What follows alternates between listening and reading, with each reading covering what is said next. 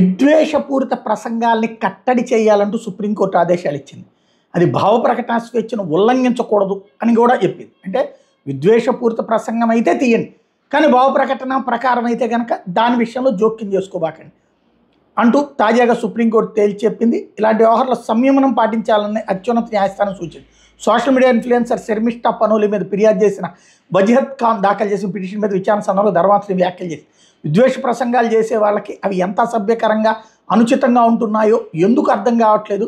ఇలాంటి వ్యాఖ్యలను షేర్ చేయకుండా కొన్ని కట్టడి చర్యలు చేపట్టాల్సిన అవసరం ఉంది.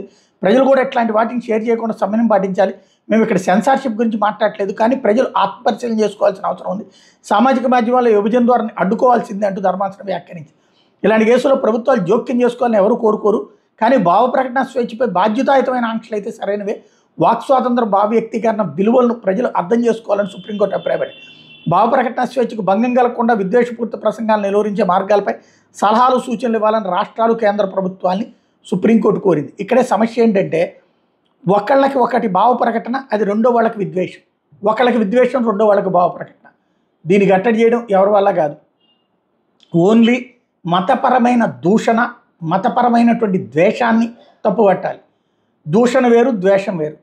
ఈ రెండింటిని ఒకే గుట్లో పొసగడానికి వీల్లేదు.